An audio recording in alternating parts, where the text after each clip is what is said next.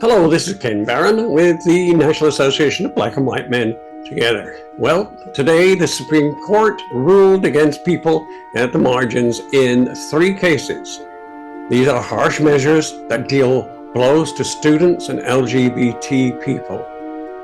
We live in 2 countries now, one in which basic civil and human rights are recognized and enshrined in law, and another in which ideological extremism can decide how everyone else lives. First, Supreme Court, SCOTUS as we know it, ruled that affirmative action programs at Harvard University and the University of North Carolina violate the 14th Amendment, hindering the ability of public and private institutions to consider race in their admissions policies. And yet, we just accept that money, power, and privilege are perfectly justifiable forms of affirmative action, while kids growing up poor find the ground is anything but level. With a single option, the justice overturns decades of precedents that upheld race-conscious admission policies as consistent with the 14th Amendment's Equal Protection Clause and ignored the reality of modern America, where prejudice and racism still endure. Secondly, SCOTUS struck down Biden's debt forgiveness plan.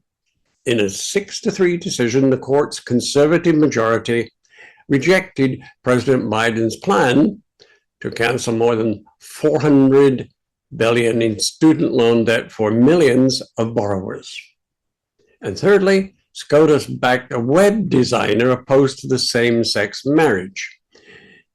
This decision appeared to suggest that the rights of LGBT people, including the same-sex marriages, are once again more vulnerable on a legal footing, particularly when they are at odds with the claims of religious freedom. The Supreme Court needs to start standing up for democracy.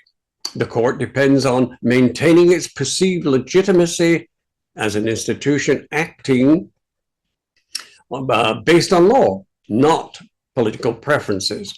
But its perceived legitimacy has taken a major hit in the polls.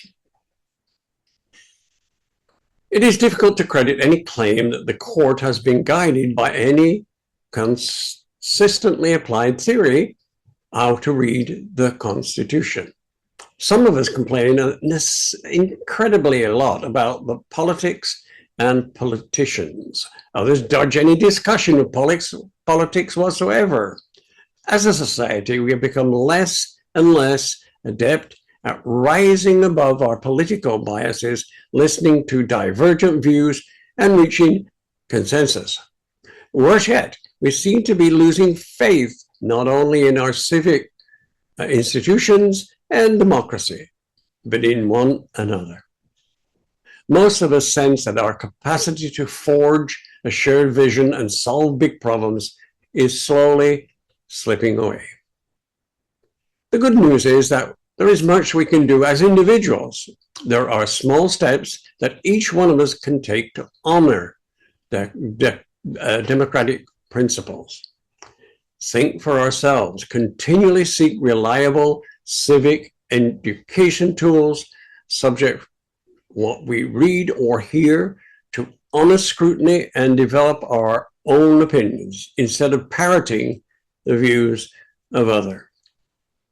Promote good citizenship, monitor and assess the quality of civic education in our schools, support student governance program in churches and civic groups, and continually find ways to help our young people learn the principles of citizenship and become great citizens. Celebrate elections, register to vote, study the candidates and ballot issues, cast a vote for every race in every election. Volunteer on campaigns and even consider running for office. But take civil action, join civic groups, volunteer for nonprofit and community projects, monitor your local government, and serve on local government and nonprofit boards. Remember Martin Luther King's quote, The arc of the moral universe is long, but it bends towards justice. This is inspiring, but we must fight for justice in our everyday life. Thank you for listening. This has been Ken Barron with the NABWMT.org. We're on many platforms. Please like us, comment, and if you wish, email us at nabwmt@nabwmt.org.